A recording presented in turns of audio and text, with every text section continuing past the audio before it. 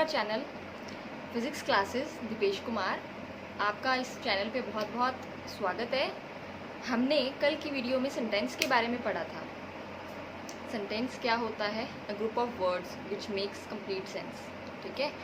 और उसके पार्ट्स के बारे में पढ़ा था कि सेंटेंसेस जो होते हैं कितने टाइप्स के होते हैं और कौन सा सेंटेंस कहाँ पर यूज़ होगा, कौन सा सेंटेंस किस चीज़ के बारे में बता रहा है, कौन सा सेंटेंस क्वेश्चन पुट करने वाला है, किसके अंदर हमें अपने एक्सप्रेशंस को शो करना है। तो आई होप कल की वीडियो आपको समझ में आ गई होगी। बिल्कुल बेसिक है। अब कुछ लोग सोच रहे होंगे कि इतना बेसिक करवा रहे हैं मैम, तो ये है कि बहुत सारे बच्चे हैं, जैसा कि आपको उसमें मैंशनड है टैगलाइन के अंदर कि 6 to 12 तक का हम पार्ट लेके चलेंगे। तो 6 to 12 के लिए अब जो बच्चों की इस टाइम पे कंडीशन है कि बच्चों को क्या है, बेसिक चीज़ें क्लियर नहीं है। अगर आपको किसी भी चीज़ को, कोई बिल्डिंग खड़ी करनी है, तो आपको उसकी जो नींव होती है वो बहुत गहराई तक भरनी होती है, ताकि वो क्या है, बिल्डिंग जो है बहुत ऊंचाई तक जाए। ठीक है। और अब पकड़ बनी रहे। इसलिए आपको जो इंग्लिश भी अगर आपको अच्छी तरह से तैयार करनी है अपनी, तो आपको उसकी बेसिक चीज़ों का नॉलेज बिल्कुल से होना चाहिए। आज आपको हम एग्जाम्पल से समझाते हैं। पहले जैसे कि मुझे किसी ने पूछा या किसी ने मुझे एक सेंटेंस दिया, जो हम टॉपिक पे बात कर रहे हैं वो आपको टॉपिक बाद में बताया जाएगा। पहले आप ये देखें कि अब ये हमारे पास दो सेंटेंसेस हैं। ठीक है। जैसे कि Ram is a good boy. ठीक है। आपके सामने दो सेंटेंसेस हैं। Ram is a good boy, he was my friend. ठीक है। जिनको बिल्कुल भी बेसिक से क्लियर नहीं है वो अच्छी तरह से देख लेना। अगर आपको समझ में नहीं आता है तो आप हमें कमेंट सेक्शन में बता सकते हैं। ठीक है। या आप हमारे इंस्टाग्राम जो पेज है उसको भी फॉलो कर सकते हैं, फिजिक्स DIP पे, DIP के नाम से है। अब आप देखिए यहाँ पर हमारे पास में दो सेंटेंसेस हैं। ठीक है। Ram is a good boy, Ram एक अच्छा लड़का है। इसके अंदर जो राम है वो क्या है, किसी का नाम है। ठीक है। इस जो है हमारे पास में, वो अगर हमसे कोई पूछता क्या है, तो ये क्या है हमारे पास में, हेल्पिंग वर्ब। अब बात करते हैं ये ए क्या होता है, ए एंड द पढ़ा होगा आपने। ए एंड द क्या होते हैं, आर्टिकल्स होते हैं। अगर हमको कोई बोल दे कि ये जो ए है ये डेफिनेट आर्टिकल है या इनडेफिनेट आर्टिकल है, ठीक है, पूछ ले। गुड जो है वो क्या होती है, एडजेक्टिव होती है। एडजेक्टिव का मतलब होता है विशेषण। ठीक है। बॉय, बॉय भी हमारे पास क्या है, नाउन है। अब आप कहोगे ये भी नाउन है और ये भी नाउन है। ठीक है। इन सब चीज़ों का जो फर्क बताता है, ठीक है, कि ये वाला नाउन कौन सा है, ये वाला नाउन कौन सा है, ये एडजेक्टिव है या आर्टिकल है, ये हमारे पास हेल्पिंग वर्ब है, या आपने कह दिया नॉर्मल वर्ड्स में कि ये हमारे पास में वर्ब है। इन सबको मिला करके हमारे पास में क्या बना, एक सेंटेंस क्रिएट हुआ, है ना। सेंटेंस बन गया। सेंटेंस बन गया तो हमने इसके अंदर क्या है, बहुत अलग अलग चीज़ें यूज़ कर ली। जैसे हमने ले ली नाउन, ले ली, ये हमारे पास में वर्ब ले ली हमने, हमारे पास ये क्या है, आर्टिकल हो गया, ये हमारे पास एडजेक्टिव हो गया, और ये हमारे पास फिर से नाउन आ गया। ऐसे सेकेंड सेंटेंस पे चलते हैं। He was my friend. अब यहाँ पर ही क्या है, हम ऐसा समझ लेते हैं कि ये इसके बाद की लाइन है। ठीक है। ये हमारे पास में फर्स्ट नंबर और ये second. Ram is a good boy, he was my friend, इस तरह ले लेते हैं। अब जो ही है यहाँ पर, यहाँ तो राम का नाम आ गया और यहाँ पे क्या हो गया, ही हमारे पास में क्या है, प्रोनाउन। वॉज, इज क्या होती है, प्रेजेंट की फॉर्म, और वॉज क्या होती है, पास्ट की फॉर्म। तो ये हमारे पास में क्या है, वर्ब है, और इसकी क्या है, फॉर्म चेंज हो चुकी है। वो फर्स्ट फॉर्म थी, तो सिंपल आप कह दो कॉन्टिन्यूस में लगती है। ये हमारे पास में पास्ट की है। उसके बाद में माई के बारे में मैंने कल भी आपको बताया था, कल की वीडियो में जिन्होंने देखी होगी, कि सेंटेंस जब हमने क्रिएट किया था उसके अंदर माई के बारे में बताया था। माई क्या होती है, एक तरह से प्रोनाउन ही होती है। कौन सी, पोजेसिव प्रोनाउन, इस तरह लिख सकते हैं इसे। पोजेसिवनेस बताई थी कि जिस पे हमारा हक हो। ठीक है। जिसको हम अपना कह सकते हैं, या हमारी चीज़ है कोई, उस पर हम अपना हक जता रहे हैं। फ्रेंड, अब यहाँ पे फ्रेंड भी क्या है, ठीक है। अब आपको यहाँ से थोड़ा बहुत हिंट मिल गया होगा कि हम किस चीज़ के बारे में पढ़ने वाले हैं। हम पढ़ने वाले हैं कि इन सेंटेंसेस को क्रिएट करने के लिए जो हमारे को, ये जो हमारे पास नीचे लिखे हुए वर्ड्स हैं, जैसे noun, verb, adjective, article, noun, और ये proper noun, sorry possessive pronoun या वर्ब जो हैं, ये क्या चीज़ है, हम किसी भी सेंटेंस को क्रिएट करने का एक बेस है, ठीक है। सेंटेंस कह लो, कोई हमें स्टोरी बनानी है तो वो कह लो, या आप कहें इंग्लिश को अगर आपको सीखना है, ग्रामर को सीखना है, तो ये हमारे पास में क्या है, बेस है, ठीक है। इनसे आपको क्या पता लग रहा है कि इनके बिना क्या है, हमारी इंग्लिश जो है वो बिल्कुल ही अधूरी है। तो हम आज जो स्टडी करने वाले हैं वो आपको पता लग गया होगा किसके बारे में, पार्ट्स ऑफ स्पीच के बारे में। बच्चों को क्लास में जाकर के पूछा जाए पार्ट्स ऑफ स्पीच, डायरेक्ट पूछा जाए क्या होता है, उनको नहीं पता। उनको ऐसे बोल दिया जाए कि नाउन प्रोनाउन, आप बेटा आपने अपने सिलेबस में पढ़ा होगा नाउन प्रोनाउन एडजेक्टिव वर्ब, बच्चे कहेंगे हाँ जी वो पता है। तो उनको कहते क्या है, ये कॉमन सी बात है कि बच्चों को पता नहीं होता, उनको बोलते हैं पार्ट्स ऑफ स्पीच।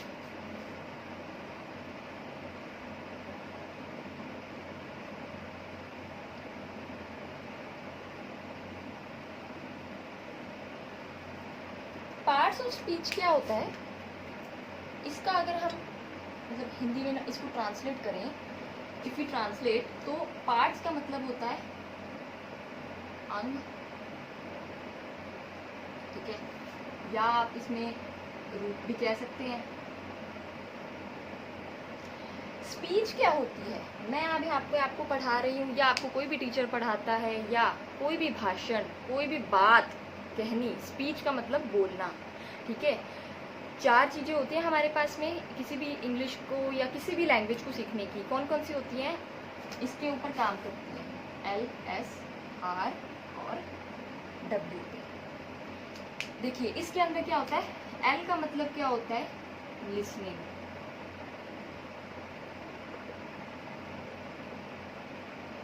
S का मतलब स्पीकिंग, R का मतलब रीडिंग, एंड एट लास्ट हमारे पास बचा W। W का मीन्स क्या है, राइटिंग।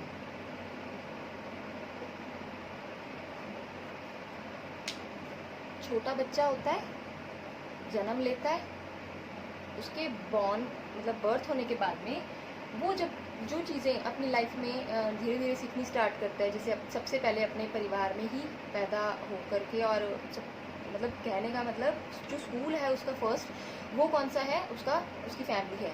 तो वो अपनी फैमिली के साथ जब रहता है तो क्या करता है, छोटी छोटी चीज़ों को पहले क्या है, सुनता है ना। तो पहला उसका स्टेप क्या होता है, लिसनिंग का, सुनता है। उसके बाद में वो क्या करता है, धीरे धीरे चीज़ों को बोलने लगता है, मम्मा पापा इस तरह से, ठीक है। उसके बाद में वो क्या है, अब ये पार्ट तो हो गया उसका फैमिली तक का, L और S, ठीक है। उसके बाद R और W, स्कूल में जाता है या घर में से भी अभी बुक्स वगैरह स्टार्ट करवा दी जाती हैं, तो वो क्या है, उनको रीड करना शुरू करता है। रीड करने के बाद में ही लिखना शुरू करता है। तो ये क्या है, एक प्रोसेस है इस चीज़ को सीखने की। अगर हम इंग्लिश को भी सीखना चाहते हैं तो उसके लिए भी यही प्रोसेस होती है कि हम पहले क्या है, जितना ज़्यादा किसी को सुन सकें उतना ज़्यादा सुने। ऑब्जर्वेंस होती है ना किसी भी चीज़ की, वो अच्छी तरह से किसी भी पर्सन के अंदर उसकी पर्सनैलिटी को निकाल के लेके आती है। आप किसी को सुनते हैं, उसके बाद में आप सबकी सुने, उसके बाद में करें खुद की या बोले बाद में अपना। ये ऐसा सुना होगा आपने, सुनने के बाद में आप अपना बोलने के बाद में क्या है, जो बच्चा है या जो भी है वो क्या है, उसको रीड करता है, उसके बाद में ही वो उसको लिखना शुरू करता है। तो जो हम करने वाले हैं, स्पीच का मतलब क्या होता है कि बोलना, ठीक है। इसी तरह से स्पीच है जो या लिसनिंग का है, उनके भी अलग अलग पार्ट्स होते हैं। पर हमारे को इंग्लिश ग्रामर अगर जाननी है अच्छी तरह से तो हम क्या है, स्पीच को देखेंगे। स्पीच का मतलब अब बताया आपको कि क्लियरली बोलना या कोई बात को हमारी बताना। बोल करके ही हम अपने आप को एक्सप्रेस कर सकते हैं ना, लिखकर या बोलकर एक्सप्रेस करते हैं, सुनकर या पढ़कर हम उसको क्या करते हैं, ऑब्जर्व करते हैं, ठीक है। याद रखना इन चीज़ों को। स्पीच बोलना, अब बोलना है किसी बात को तो अलग अलग तरह से बोलते हैं। जैसे आपको भी जस्ट मैंने एग्जांपल दिया था कि राम मेरा दोस्त है, या राम एक अच्छा लड़का है, राम मेरा फ्रेंड है या था, ठीक है। अब उसने अपनी बात बोल दी, उसके अंदर हमने कितनी सारी चीज़ों को यूज़ किया था जिसको हमने बोला कि उसका बेस है, ठीक है। अब वो बेस जो होते हैं उनको भी क्या है, नाम दिया गया है, हर चीज़ का अपना अपना एक नाम है दुनिया के अंदर, हर चीज़ का। मार्कर का नाम मार्कर है ना, इसका नाम बोर्ड है, ठीक है। मेरा भी नाम है कुछ, आपके पास में कोई चीज़ पड़ी है या आप अपने पास में फ़ोन लेके बैठे तो फ़ोन का नाम भी कुछ है, तो आगे उनके मॉडल्स रखे होते हैं। हर चीज़ का दुनिया में नाम दिया हुआ है, तो इनका भी क्या होता है, नाम होता है। आप बोलते हो, क्या चीज़ बोल रहे हो, उनको भी आगे क्लासिफिकेशन की होती है।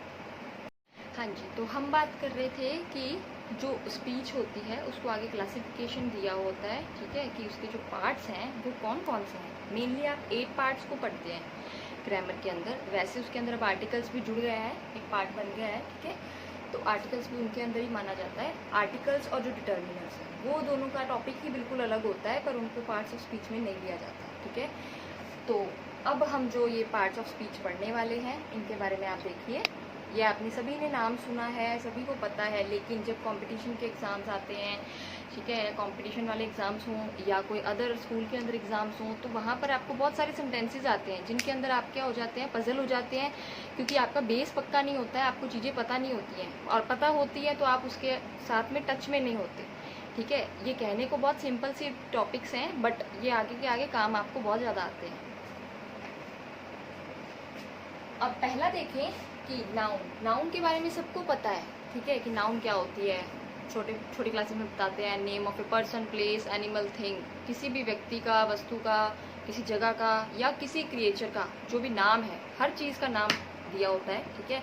उसको क्या कहते हैं, आप हिंदी में संज्ञा बोलते हो, ठीक है। और संज्ञा का मतलब क्या है, किसी चीज़ को नाम देना। आपने अच्छी तरह से ये छोटी क्लासेस में पढ़ा हुआ है कि नाउन क्या होती है। अब नाउन के भी आगे बहुत सारे पार्ट्स होते हैं, ठीक है, जैसे कि अब ये जो चीज़ें हैं इनके जो नाम दिए हैं वो अलग चीज़ में आते हैं, ठीक है। आप कोई किसी चीज़ जैसे ऑनेस्टी वर्ड है, ऑनेस्टी वर्ड अपने आप में एक नाउन है, लेकिन वो कौन सी है, एब्स्ट्रैक्ट नाउन है, ठीक है। वो हमारे को दिखाई नहीं देती है, सिर्फ वो हम उसको फील कर सकते हैं, ठीक है। वो भी क्या है, नाउन का पार्ट है। लेकिन जब हम इनको आज हम सिर्फ ओवरव्यू करेंगे, इन चीज़ों को, इनका लेआउट देखेंगे, और इसके बाद में धीरे धीरे इनके ऊपर टॉपिक्स पे जब हम बात करेंगे तो हम इसको डीपली स्टडी करेंगे। नाउन आपको पता है संज्ञा होती है, name of creature, place, thing, etcetera, ठीक है। किसी भी चीज़ का नाम, जगह का नाम, किसी एनिमल का नाम, वो क्या होती है, नाउन होती है। सेकंड है, आपने पढ़ा प्रोनाउन। प्रोनाउन बिल्कुल है कि जो नाउन होती है, नाउन के अंदर जैसे हम एग्जाम्पल ले लेते हैं, राम का नाम, ज़्यादातर एग्जाम्पल्स यही आते हैं। Ram is a good boy, Ram का नाम है, ठीक है। अब Ram is a good boy, Ram goes to market, Ram plays, Ram eats. अब हम हर जगह पे राम के बारे में, आपको आपके बेस्ट फ्रेंड के ऊपर क्या है, टॉपिक दे दिया कि आपको अपने बेस्ट फ्रेंड के बारे में 4 बातें लिखनी है, तो आप हर लाइन के अंदर राम का नाम नहीं लेंगे ना, उसकी जगह पर किसी और सब्सटीट्यूट को यूज़ करेंगे। अब हर जगह पे आप लिखें राम ऐसे, राम वैसे, तो वो क्या हो जाता है, अजीब लगता है देखने में, ठीक है, या सुनने में। तो उसके लिए क्या है, हम प्रोनाउन को यूज़ करते हैं। तो राम की जगह पे, क्योंकि वो लड़का है, उसकी जगह पे हम ही को यूज़ कर लेंगे, ठीक है। और वो क्या हो जाएगा, जो प्रोनाउन होती है वो नाउन की क्या होती है, सब्सटीट्यूट होती है। पढ़ा है आपने ये चीज़, सब्सटीट्यूट होती है, सब्सटीट्यूट ऑफ अ नाउन, जिसको हम नाउन की जगह पर यूज़ करते हैं, वो वर्ड होते हैं प्रोनाउन। थर्ड पे चलते हैं, वर्ब। वर्ब क्या है, मैं आपको अभी यहाँ पे टीच कर रही हूँ, ठीक है। एक्सप्रेशंस या बोर्ड का यूज़ करना, हैंड्स को हिलाना, ठीक है। तो उस ये जो चीज़ें हो रही हैं, प्रोसेस हो रही है, ये क्या है, मैं एक तरह से वर्ब, ये क्रिया कर रही हूँ, ठीक है। आप लोग जब इसको चला करके वीडियो को देखेंगे तो आप क्या है, मतलब स्टडी कर रहे हैं, वो भी एक क्या हो जाएगी, वर्ब होगी, क्रिया होगी, कि आप क्या है, पढ़ रहे हैं, ठीक है। तो उसके बाद में, हाँ, और बाद में जो आप लाइक करेंगे वो भी क्या है, एक वर्ब होगी, ठीक है। क्योंकि लाइक करने के लिए आपको क्या करना पड़ेगा, थंब लेके जाना पड़ेगा लाइक के ऊपर, तो वो भी क्या है, आप एक क्रिया कर रहे हैं। वर्ब क्या होती है, आप किसी भी जो सब्जेक्ट दिया हुआ है, ठीक है, वो क्या काम कर रहा है, सब्जेक्ट को क्या करेगा, वो उसके एक्शन को या उसकी स्टेट को बताएगा, action state of the subject. कि कोई भी पर्सन या कोई भी चीज़ जिसके बारे में हम बात कर रहे हैं, जो भी हमारा सब्जेक्ट है, जैसे राम ईट्स द फूड, ठीक है, राम क्या कर रहा है, खाने को खा रहा है, ठीक है। उस तो राम हमारे पास में सब्जेक्ट है, सब्जेक्ट के बारे में बताया है कि उसके वो क्या एक्शन कर रहा है या उसकी क्या स्टेट है। तो ये होती है वर्ब। कोई भी क्रिया करनी है, वर्ब जो वर्ड्स होते हैं, बहुत सारी वर्ब्स होती हैं, इनकी फॉर्म्स क्या हैं, टेंसेस के अंदर चेंज होती जाती हैं, जो आपको बिल्कुल ही याद करनी पड़ेंगी, ठीक है। First form, second form, third form, और फोर्थ जो फॉर्म होती है आईएनजी वाली वो, ठीक है। और जो फिफ्थ फॉर्म होती है इसकी सिंगुलर, फॉर्म होती है। तो वर्ब की जो आपको फॉर्म्स है वो आपको याद करनी पड़ेंगी अगर आपको ये बेसिक चीज़ें याद रखनी है, ताकि आप किसी भी एग्ज़ाम को पास आउट करने में, क्योंकि इंग्लिश एक ऐसा सब्जेक्ट है जो कॉमन है, क्योंकि वो आप कोई भी एग्ज़ाम देंगे तो इंग्लिश और हिंदी तो आपको आते ही आते हैं। तो आप इसको हल्का फुल्का सब्जेक्ट ना समझें, क्योंकि इंग्लिश का मैंने बहुत देखा है, कुछ तो इसको इतना मानते हैं कि बहुत ही टफ है, और कुछ कहते हैं कि कोई बात नहीं, इंग्लिश है, चल जाएगा काम, थोड़ा बहुत हो जाएगा। तो नेक्स्ट आता है हमारे पास एडजेक्टिव। एडजेक्टिव क्या होता है? एक तो कहा राम इज़ अ बॉय, और एक कहा Ram is a good boy. Difference पता चला? एक तो कहा हमने राम लड़का है, एक कहा राम बहुत ही अच्छा लड़का है। तो क्या बता दिया कि इसने उस सब्जेक्ट की क्या बताई है, विशेषता बता दी। ठीक है, मॉडिफाइज अ नाउन या प्रोनाउन। प्रोनाउन तो नाउन की जगह पे आ जाएगी। ठीक है, तो हम किसको मॉडिफाई कर रहे हैं? मॉडिफाई करना मतलब उसकी विशेषता बतानी, उसके बारे में बताना, वो अच्छा है, बुरा है, खट्टा है, मीठा है, कोई भी चीज़ जो है उसकी विशेषता को बताना, लंबा है, छोटा है, इस तरह से। ठीक है, एडजेक्टिव्स हो गए, ये हम डीपली पढ़ेंगे धीरे धीरे एक एक टॉपिक करके। उसके बाद आती है एडवर्ब। एडवर्ब क्या होती है हिंदी में? क्रिया विशेषण। अब ये अकेली विशेषण थी, ये क्रिया विशेषण। वो कैसे? ये जो विशेषण थी इसने किसके बारे में बताया? एडजेक्टिव ने तो बताया नाउन के बारे में और प्रोनाउन के बारे में मॉडिफाई किया। लेकिन जो एडवर्ब होती है, यहाँ से देखो आप, कंफ्यूजन हो जाती है कभी कभी एडजेक्टिव और एडवर्ब में। आप देखें जिसके आगे वर्ब जुड़ा हुआ है, ऐड के आगे वर्ब जुड़ा हुआ है, वो हमेशा क्या है? वर्ब की विशेषता को बताएगी, मॉडिफाई करेगी उसको। और जो एडजेक्टिव है वो किसको बताएंगे? नाउन या प्रोनाउन को मॉडिफाई करेंगे। इनको मॉडिफायर्स भी कहते हैं। एडवर्ब क्रिया विशेषण, कोई पर्सन डांस कर रहा है या कर रही है, यहाँ तक ओके है, पर वो अच्छा कर रही है, बुरा कर रही है, वो क्या है? एडवर्ब। अभी मैं यहाँ पे पढ़ा रही हूँ, कुछ लोग कहेंगे बहुत अच्छा पढ़ाते हैं मैडम, कुछ कहेंगे बहुत ही बेकार पढ़ाते हैं मैडम, वो आपका नज़रिया है। पर मेरा यहाँ पे एग्जाम्पल से मतलब है, इंस्टांस से, कि एडवर्ब जो होती है वो क्या है? क्रिया विशेषण है, कि जो काम किया जा रहा है वो अच्छा किया जा रहा है, बुरा किया जा रहा है, इससे मॉडिफाइज अ वर्ब। क्लियर हो गया? प्रेपोजिशंस, इनको प्रीपोजिशंस भी बोल देते हैं, इनकी प्रोनाउंसिएशन प्रेपोजिशंस भी बोल देते हैं। सिंपल शब्दों में देखें तो हम इनको ना दो पार्ट्स में डिवाइड कर लेते हैं, प्री और पोजीशन। ठीक है, प्री पोजीशन का मतलब क्या होता है? इनको पोजीशन वर्ड्स भी छोटी क्लासेस में ऐसे ही बताया जाता है, पोजीशन वर्ड्स, कि हम क्या है, किसी भी चीज़ को, या कोई चीज़ पड़ी है या कोई थिंग पड़ी है, ठीक है, वो जैसे अब ये क्या है? मार्कर, ये किसके ऊपर है? मेरे हैंड के ऊपर है, या पाम कह लो इसको, उसके ऊपर है, ऑन द। तो ऑन वर्ड क्या है? प्रीपोजिशन। मतलब जो चीज़ें या जो वर्ड्स जो हैं, the words which show the position of an object, वो क्या होती है? प्रीपोजिशन। संबंध सूचक अव्यय, अब हिंदी में देखें तो ये क्या करती है? रिलेशन बताती है नाउन और प्रोनाउन का, जो सेंटेंस के दूसरे पार्ट्स हैं उनके साथ में इनका, ठीक है, क्या रिलेशन है, ये रिलेशन बताने का काम भी करती है, कि कोई चीज़ कहाँ पड़ी है उसके साथ में उसका रिलेशन इस्टेब्लिश करती है। तो प्रीपोजिशंस। अब है कंजंक्शंस। कंजंक्शंस क्या होती है? जोड़ना, संयोजक, किसी चीज़ को जोड़ना आपस में। ठीक है, जैसे कि एंड हो गया, बट हो गया, और हो गया ईदर, नीदर, या आइदर, नाइदर जिसको आप कहते हो, ये किस में आएंगे? कंजंक्शंस में आएंगे। इनकी ज़रूरत क्यों पड़ती है? हम फुल स्टॉप लगा के भी तो काम कर सकते हैं। इसकी ज़रूरत तब पड़ती है जब हमको क्या है, एक ही बात बोलनी है और एक ही पर्सन के लिए बोल रहे हैं, या अलग अलग के लिए बोल रहे हैं लेकिन वो काम एक ही कर रहे हैं, या एक ही बंदे के बारे में बात कर रहे हैं लेकिन वो क्या है, काम अलग अलग कर रहा है। तो उनको जोड़ने के लिए बार बार एक ही लाइन को फुल स्टॉप लगा के लिखेंगे तो वो सूटेबल नहीं लगता, इसलिए हम कंजंक्शंस का यूज़ करते हैं। इनको कनेक्टर्स भी बोलते हैं, जो आपस में दो सेंटेंसेस को जोड़ने का काम करते हैं। ठीक है, और एट लास्ट है हमारे पास इंटरजेक्शन। इंटरजेक्शन का कल मैंने एक्सक्लेमेटरी से भी जोड़ा था, एक्सक्लेमेशन जो बताया था उसके अंदर भी क्या था कि आप जब क्या है अपने एक्सप्रेशंस को शो करते हैं, सडन फीलिंग एक्सप्रेशंस को शो करते हैं, वो इंटरजेक्शन के अंदर आ जाते हैं। बहुत जनों को कन्फ्यूजन होती है, कई बार मुझे भी हो जाती है कि कंजंक्शन और इंटरजेक्शन क्या होते हैं।